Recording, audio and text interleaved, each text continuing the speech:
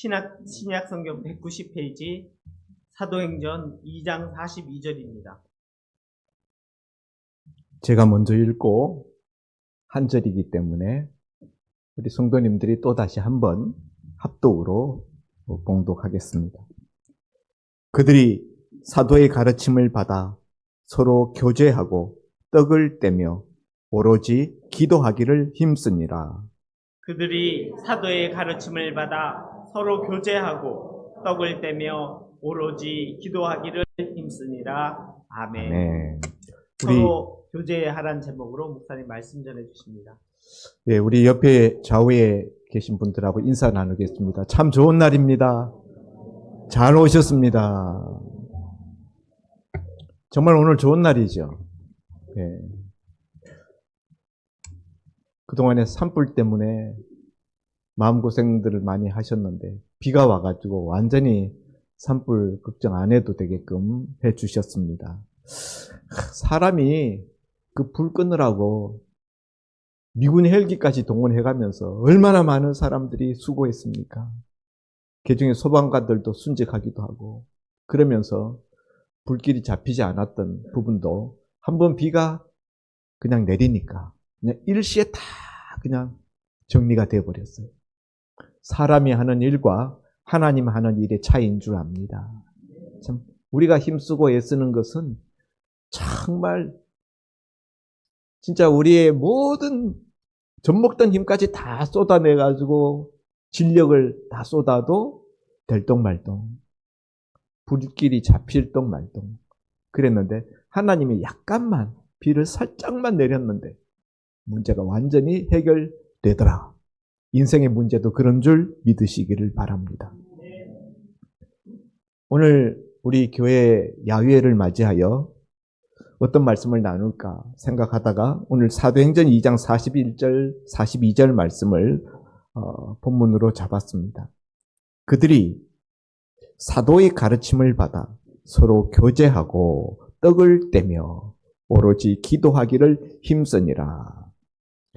이 그들이라는 것은 초대 예루살렘 교회 성도들을 일컫는 것입니다. 하나님께서 이 땅에 직접 세우신 기관이 둘 있어요. 다른 것들은 다 사람들이 세웠습니다. 그런데 이 두 기관은 하나님이 직접 세우셨어요. 하나님이 복으로 주신, 하나님의 친히 직접 세우신 두 기관, 첫째는 가정입니다. 최초의 아담과 하와 두 사람을 서로 연결하여서 주례를 서주신 분이 하나님이시죠. 하나님이 그렇게 해서 최초의 가정, 아담 하와의 가정을 세워주셨어요. 가정을 세워주신 분, 하나님의 축복으로 이 땅 가운데 주신 첫 번째 기관은 바로 가정입니다. 그런가 하면 하나님이 그 이후에 인생에게, 인류에게 주신 두 번째 복의 기관은 바로 교회입니다. 예수님이 십자가에 죽으시고 부활 승천해 가신 다음에 내가 가는 것이, 떠나는 것이 너에게 유익하다. 내가 가면은 보혜사 성령을 너에게 보내겠다. 이렇게 약속하시고 오순절 마가의 다락방에 기도하던 120문도 위에 성령이 임하셨어요. 오순절 성령이 임하심으로 말미암아 그 성령의 역사로 생겨난 것이 바로 예루살렘 교회였습니다.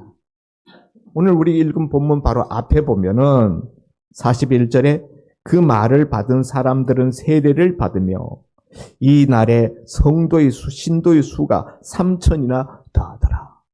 오순절 성령 받은 베드로가 나가서 설교하니까 한 번에 3,000명이 회개하고 세례받는 엄청난 폭발적인 개종의 역사가, 전도의 역사가 일어났다는 것이죠.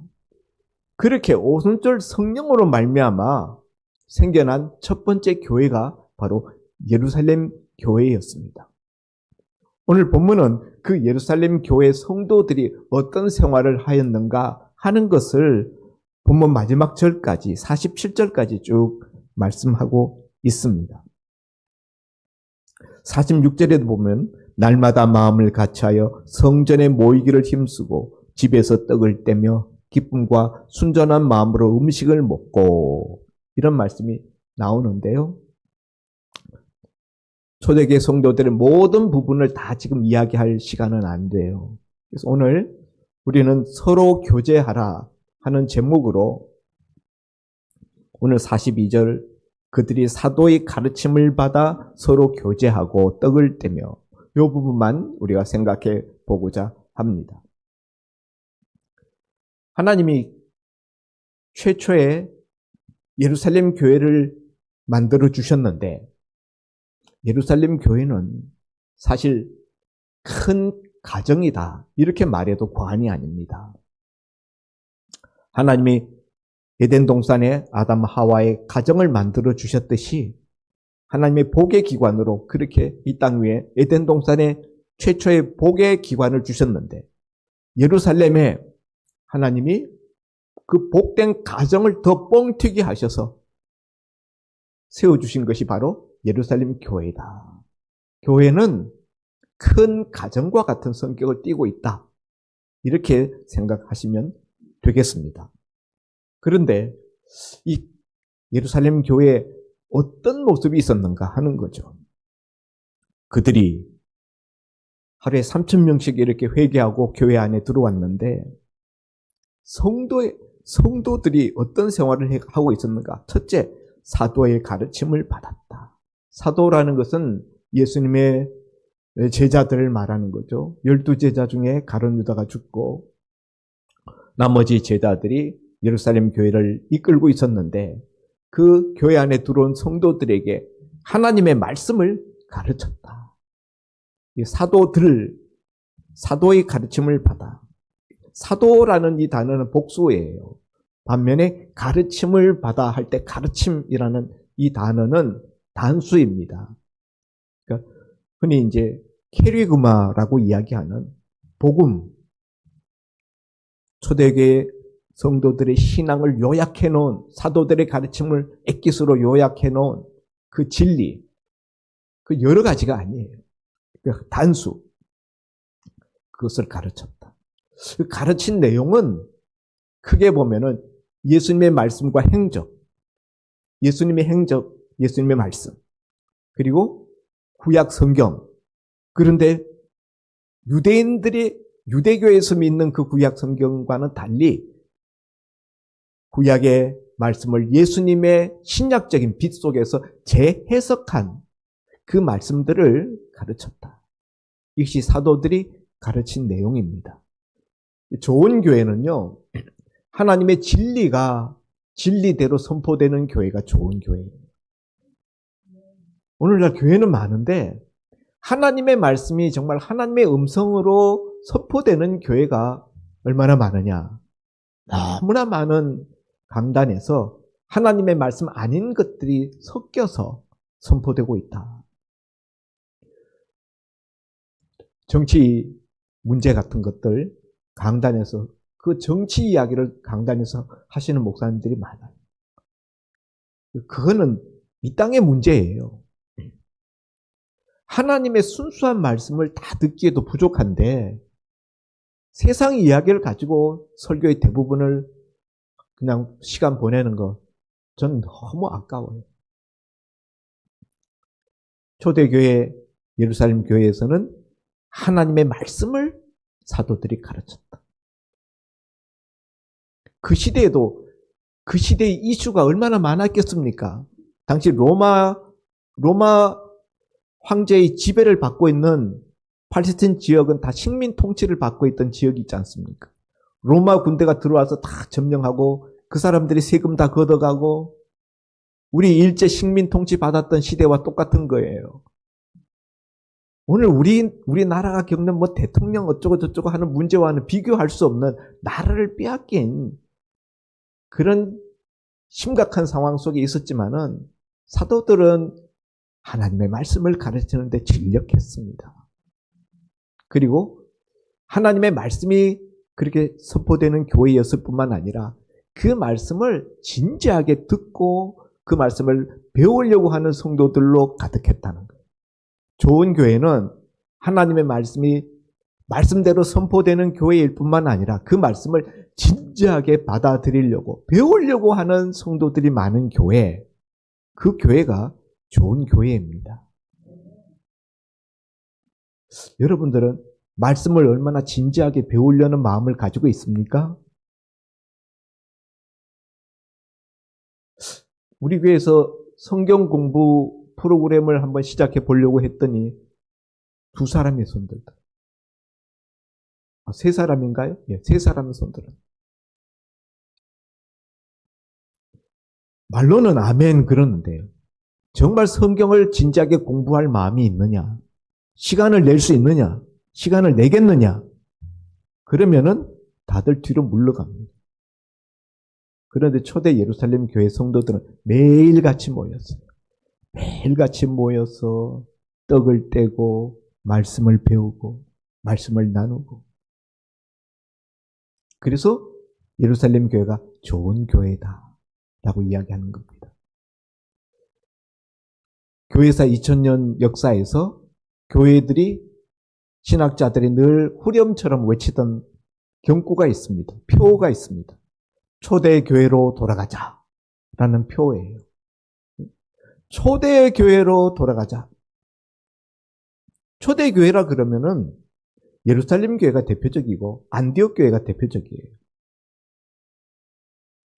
그 교회들이 성령 충만으로 갓 태동한 성령이 움직이시는 원형적인 교회의 모습을 닮아 있기 때문에 오고 오는 후세의 교회들이 초대교회로 돌아가자라는 표를 계속 내걸었던 것입니다. 그리고 세월이 지나면서 초대교회적인 그 순수한 모습을 많이 잃어가고 거기에 많은 것들이 혼잡되어 들어감으로 말미암아 초대교회로 다시 돌아갈 필요성을 느끼고 시대마다 초대교회로 돌아가자라는 그런 표를 내걸었던 것입니다. 초대교회는 하나님의 말씀을 진지하게 가르쳤고 그 말씀을 진지하게 배우려는 의욕으로 가득 찬 성도들이 많은 교회, 그것이 바로 초대교회였다. 날마다 모여서 성경 배우고, 날마다 모여서 기도하고, 날마다 모여서 교제하고, 초대 예루살렘 교회의 현저한 특징입니다. 사도의 가르침을 받아. 사무엘상 3장 1절에 엘리 제사장 시대의 불행에 대하여서 말씀하는데, 엘리 제사장 시대의 불행은 첫째, 하나님의 말씀이 희귀했다는 거예요. 하나님의 말씀이 희귀하여서 이상이 잘 보이지 않았다. 하나님의 말씀이 풍성한 교회가 좋은 교회입니다. 오늘 우리 심령에도 하나님의 말씀이 풍성하기를 바랍니다.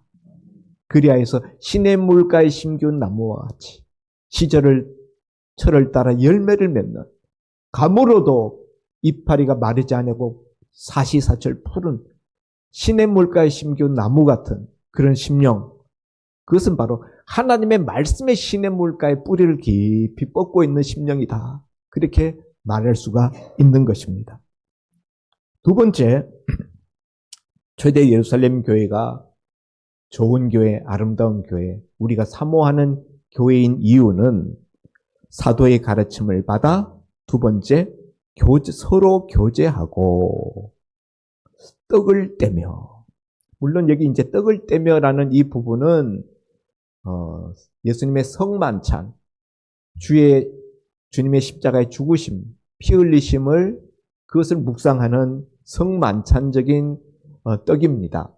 그러나 이후에 46절에 보면은 날마다 마음을 같이하여 성전에 모이기를 힘쓰고 집에서 떡을 떼며 할 때, 집에서 떡을 뗀다라는 것은 이거 성만찬을 의미하는 것이 아니고 이것은 식탁 교제를 의미하는 거예요.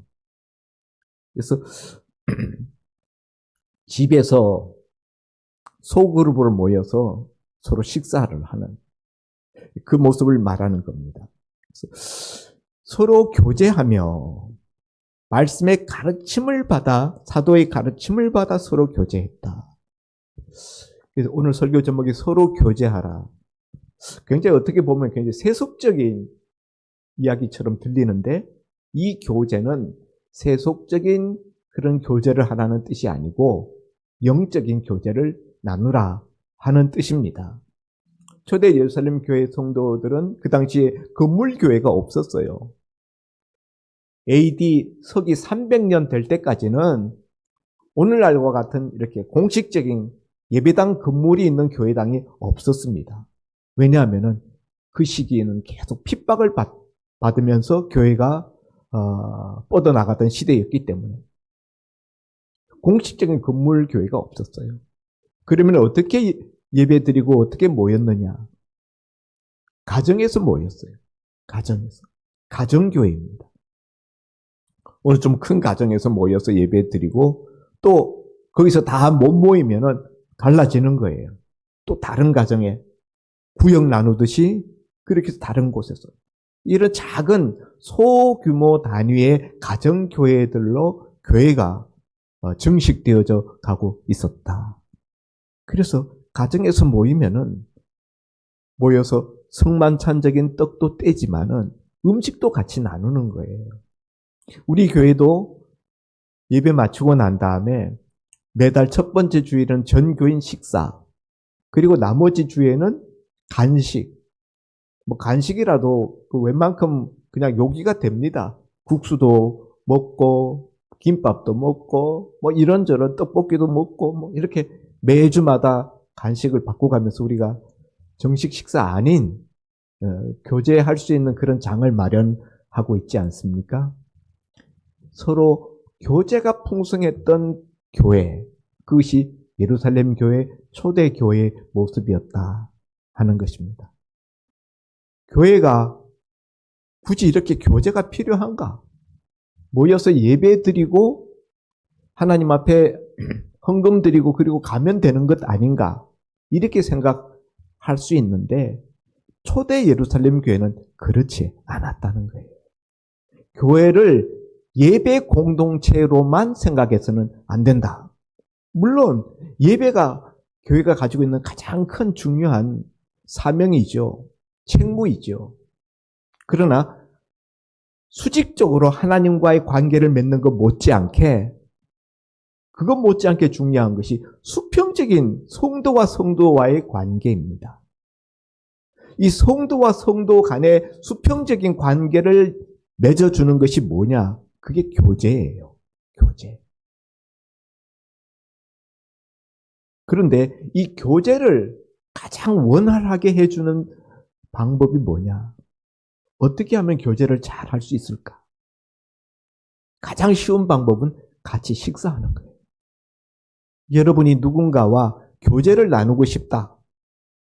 어떤 영업적인 어떤 방면에서 저분하고 내가 관계를 쌓아야지. 저분과 내가 관계를 터야 되겠다. 그럴 때 우리가 하는 말이 있습니다. 언제 한번 같이 식사 한번 하시지요. 식사하자는 말이 단순하게 밥만 먹자는 이야기가 아니에요. 나는 당신과 교제하고 싶습니다. 당신과 사귀고 싶습니다. 그런 뜻이거든요. 그래서 좋습니다. 그러면은 그러면 날짜를 잡죠. 이번 토요일 어떻습니까? 이런 식으로 해서 같이 식사 자리를 만드는 것이 교제의 첫걸음이에요. 교제를 원활하게 하는 데 있어서 꼭 필수적인 것이 같이 식사하는 것입니다. 밥 먹는 것이 별거 아닌 것 같지만은 그 밥상에서 같이 밥을 먹으면서 그러면서 뭐가 일어나게 됩니까?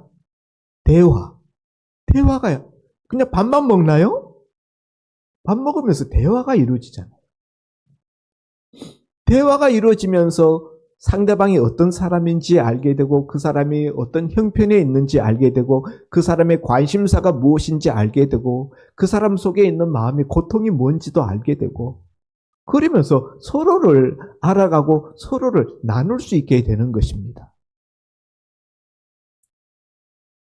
교회는 큰 가족이라 그랬어요. 여러분, 가족이 대화가 없는 가족, 그 가족이라 말할 수 있을까요?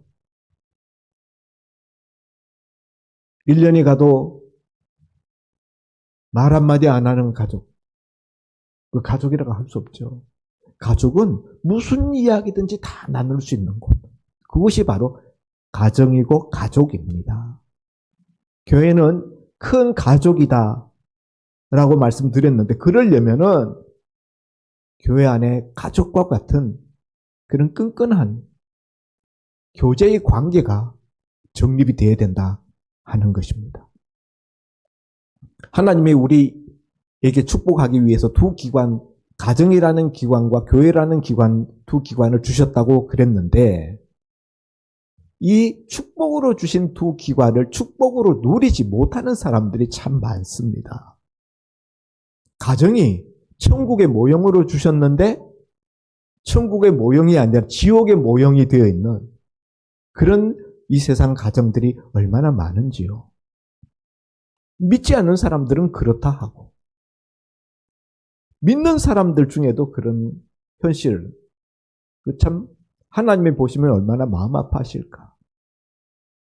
그와 같이 하나님이 우리에게 교회를 하나님의 축복이 배달되는 통로로 주셨는데, 시편에도 여호와를 경외하는 자는 복이 있도다.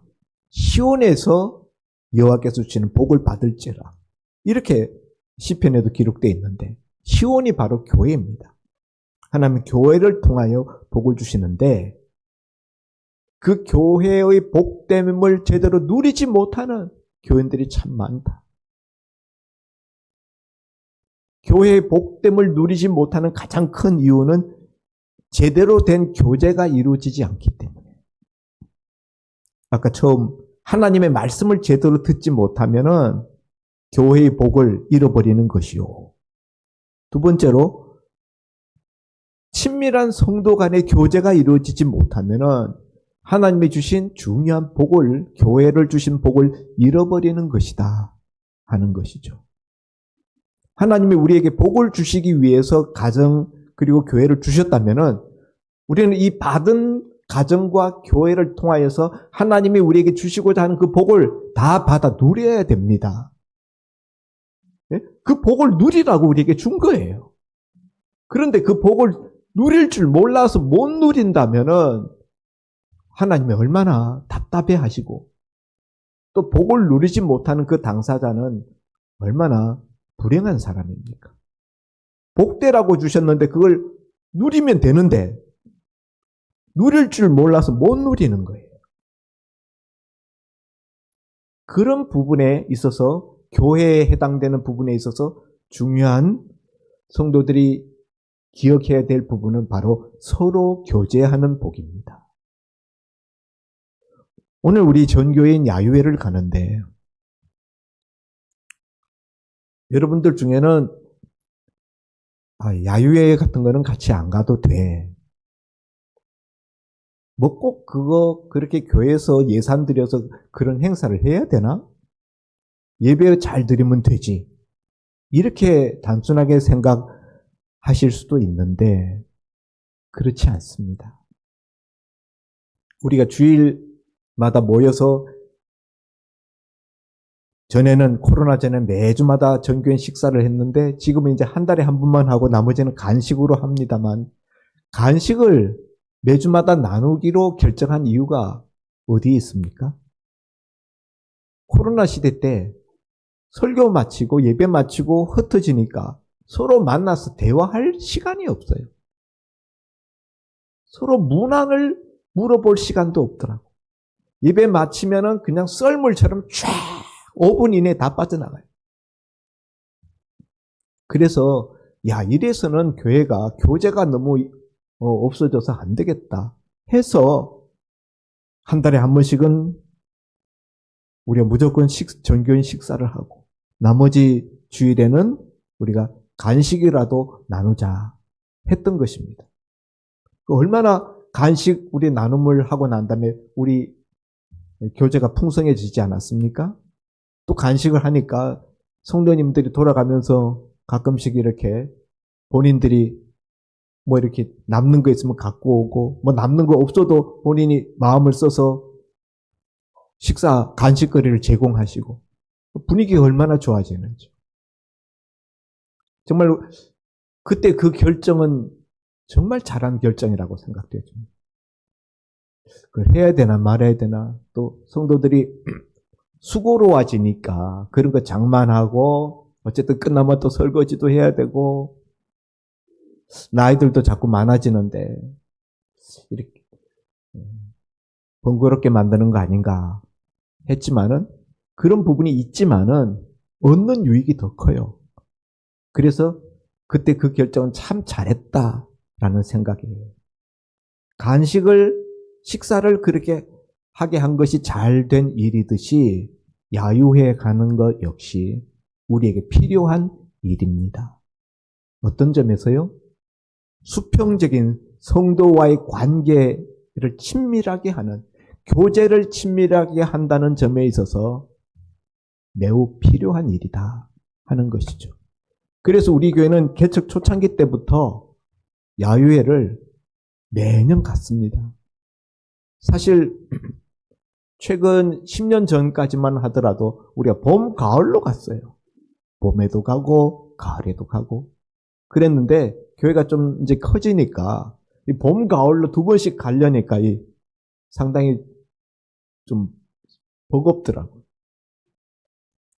그래서 그 다음에 1년에 한 번만 가기로 하고 지금은 1년에 한 번만 갑니다만은 성도의 교제를 두텁게 한다는 점에 있어서 식사를 같이 나누는 것, 또 간식을 같이 나눈다, 또 이렇게 야유회를 간다, 이런 행사들을 교회에서 하는 것, 이런 것들이 필요하다. 어떤 행사들은 사실 교제가 잘 이루어지지 않는 그런 행사들은 사실은 중요도에 있어서 떨어집니다. 그러나 성도 간의 교제를 친밀하게 해주는 그런 행사들은 교회가 꼭 해야 된다라고 생각합니다.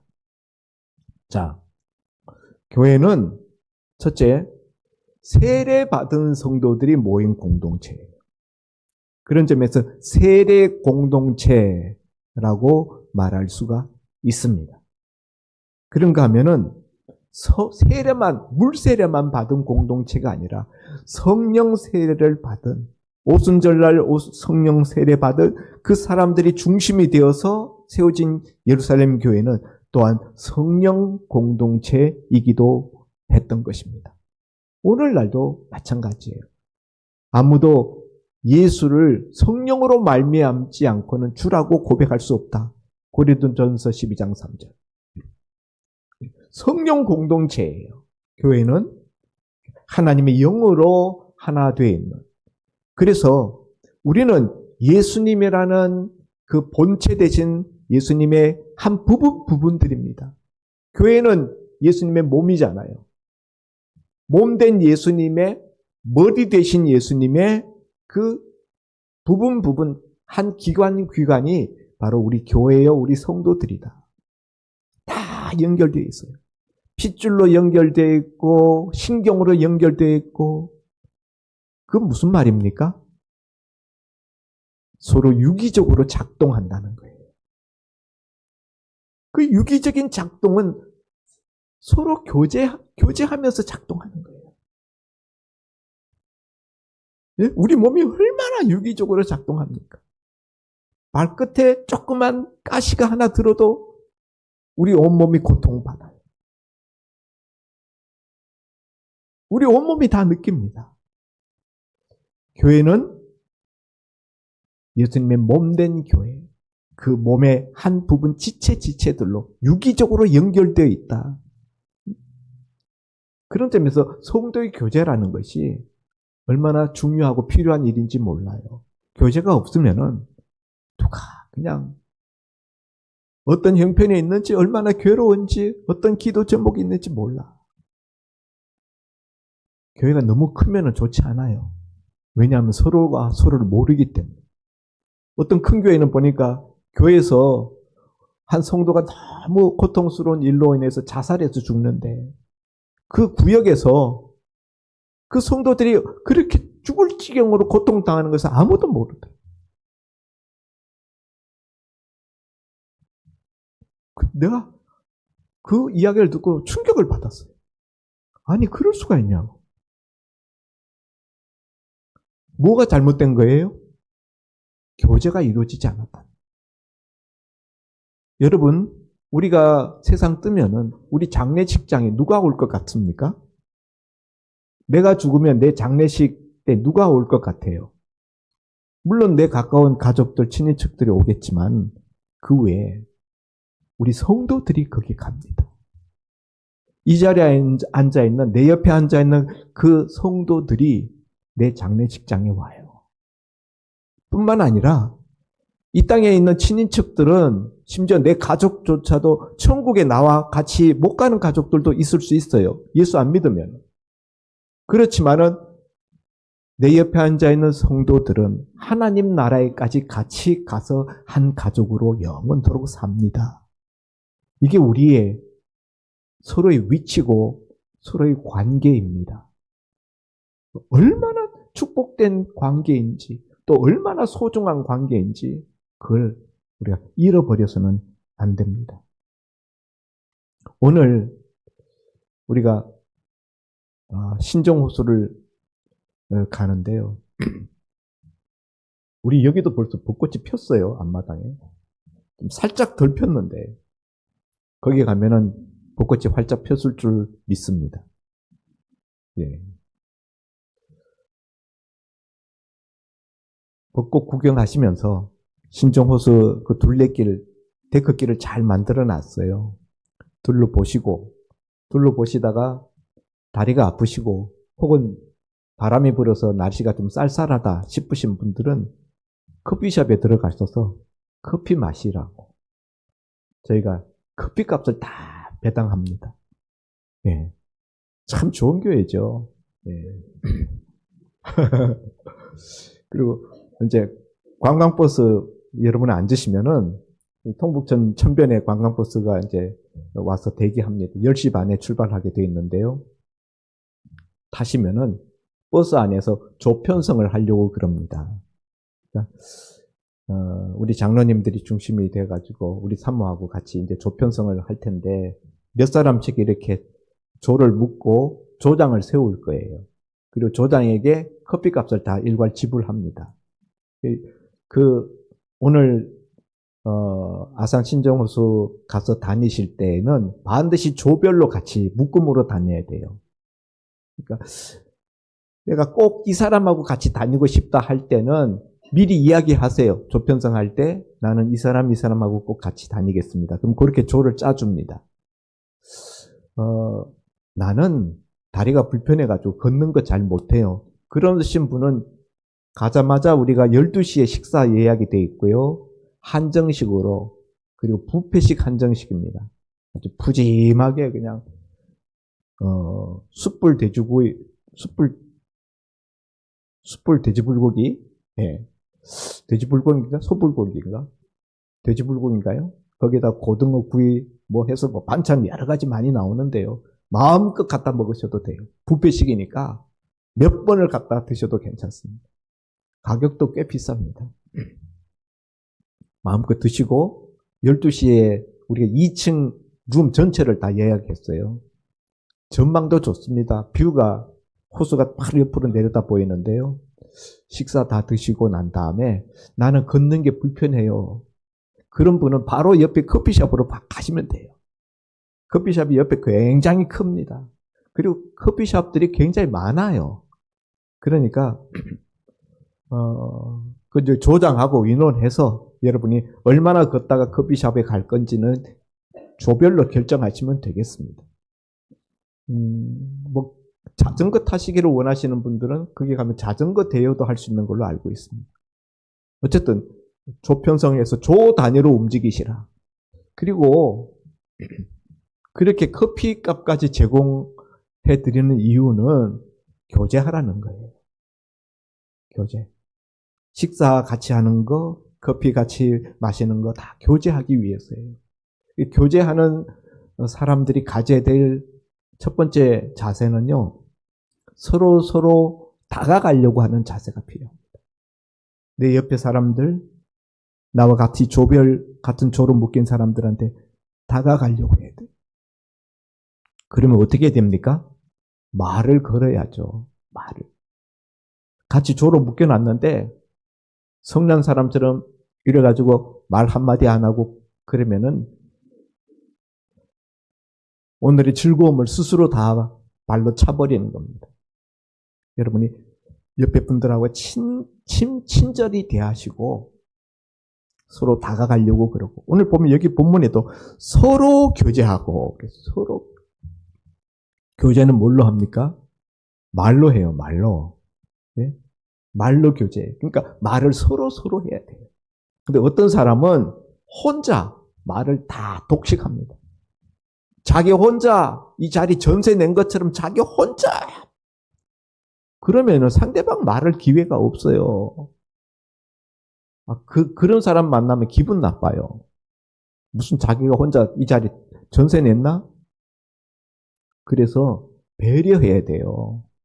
상대방이 말할 수 있도록 배려하고 아무도 말 안 할 때는 내가 말문을 터주는 역할은 또 내가 하고 그러나 내가 좌중을 대화를 독식하지는 말고 그래서 우리 대화를 할 때 부정적인 대화는 안 하는 편이 좋아요.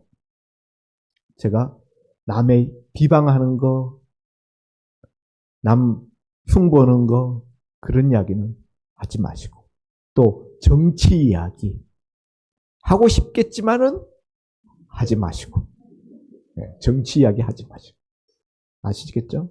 좋은 이야기 하셔요. 네. 자, 오늘 우리가 좋은 추억을 한 장 만드는 겁니다. 우리 교회 개척 초창기부터 함께 계셨던 분들은 다 기억날 거예요.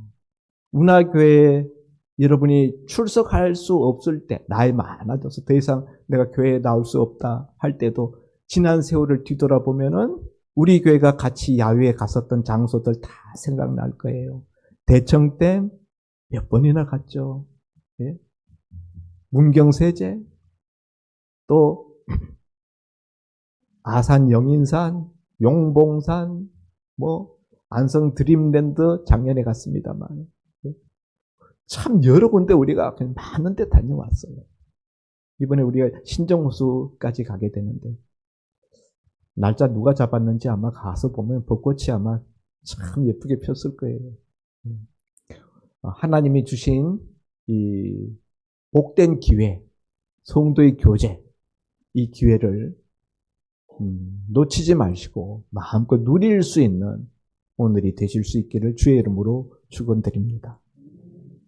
기도합니다. 하나님 아버지, 오늘 초대 예루살렘 교회 성도들이 모여서 서로 교제하여 떡을 떼었다. 우리도 주일마다 모여서 서로 교제하고 떡을 뗍니다. 오늘은 특별히 하나님이 만드신 자연 동산에 나가서 그런 시간을 갖습니다.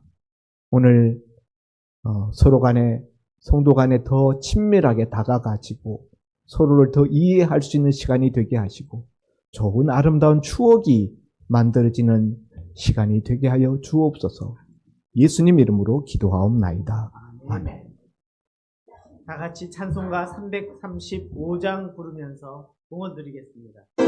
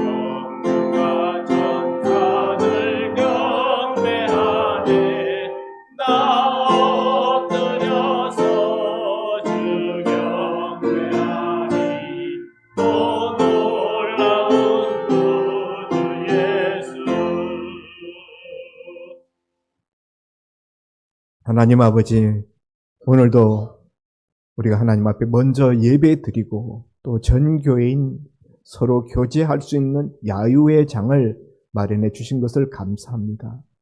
비 오던 날씨도 그치게 하시고 벚꽃이 활짝 만개하는 좋은 시간, 우리를 주의 만드신 자연동산으로 인도하시오니 오늘의 행사가 아름답게 끝나게 하시고 좋은 추억이 마련되어지게 하여 주옵소서. 하나님 앞에 받은 은혜 생각하며 이 시간도 예물을 준비하여 드린 손길들 주님 기억하여 주시고 먼저 저들의 영혼이 잘 되게 하시고 그 영혼이 잘 됨같이 범사에 잘 되고 강건케 하여 주시옵소서.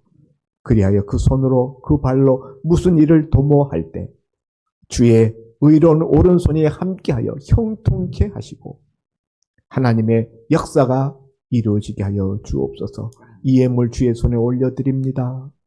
저들의 드린 것에 충나지 않도록 흔들어 넘치도록 채워주시고 갚아주시옵시고 이 예물 통하여 하나님 나라가 날로 확장되는 역사가 일어나지게 하여 주옵소서. 아멘. 감사하며 예수님 이름으로 기도하옵나이다. 아멘. 아멘. 교회 소식입니다. 아시는 바와 같이 오늘은 전 교인 야유회 떠나는 날입니다. 장소는 아산에 있는 신정호수고요. 약 한 50분, 1시간 사이 정도 소요될 거로 생각합니다. 버스가 노변 주차하고 있으니까 여기서 나가시면 버스에 타시면 되고요. 그 다음에 돌아오는 내일 오전 10시에 경기노예가 성환장로교회에서 있습니다. 또 돌아오는 주일은 종려주일입니다. 우리 부활절을 앞두고 있는 종려주일이고요. 그 다음 월요일부터 금요일까지는 고난주간 저녁 기도회를 가집니다. 그러니까 13일, 14일 저녁 6시부터 금요일 저녁까지 우리 고난주간 저녁 기도회를 가집니다. 여러분들 생각하셨다가 고난주간 저녁 기도회 꼭 참여해 주시기 바랍니다. 잠깐요. 저녁 기도에 우리가 6시로 되어 있는데 6시가 좀 너무 빠르다라는 말씀들이 들려서 이 시간에 제가 한번 설문조사를 해보려고 합니다. 저녁 6시보다는 7시가 좋다. 7시 반, 6시 반이 좋다. 뭐 여러분이 의견들이 있을 수 있는데 어떻습니까? 너무 빠르다라는 이야기를 들어서 6시 뭐 반이든지 7시든지 그러면 최대 공약수를 제일 많이 예? 7시가 좋아요? 7시가 주차가 어려워요?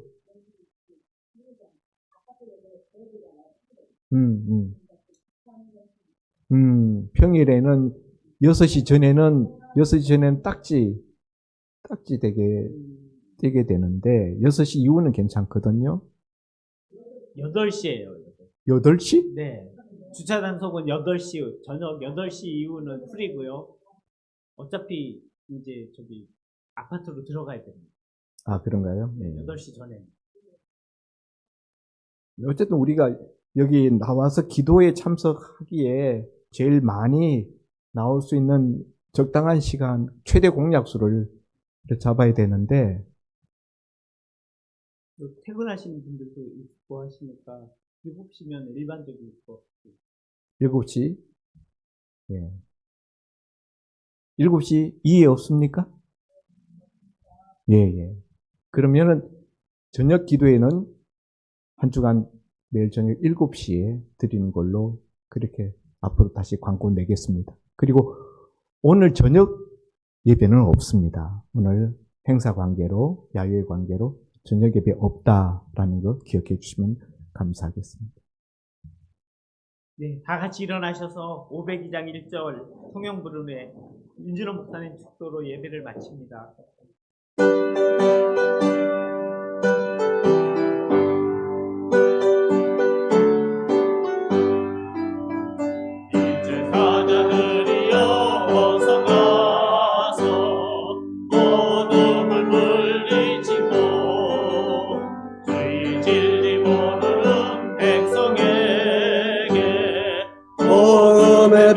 밝게 비춰라 빛을 사자들이여 복음의 빛 비춰라 새로운 밤 밝게 비춰라 빛을 사자들이여. 말씀이 육신이 되어 이 땅에 오셔서 십자가에 달려 죽으시고 장사되셨다가 사흘 만에 부활하시고 하늘로 승천하셨다가 다시 오실 우리 주 예수 그리스도의 은혜와 하나밖에 없는 독생자 예수님을 아낌없이 주시기까지 하신 우리 하나님 아버지의 무한하신 사랑하심과 성령님의 대주 교통 충만 역사 인도하심이 오늘 담임 목사님의 말씀을 듣고 참으로 성도 간에 교회 안에서 교제를 잘 이룸으로 말미암아 서로 즐겁고 기쁘고 행복하게 살기를 원하는 모든 성도님들과 이번 소망교회 자자손손 위에 이제로부터 영원까지 함께 있을지어다. 아멘. 아멘.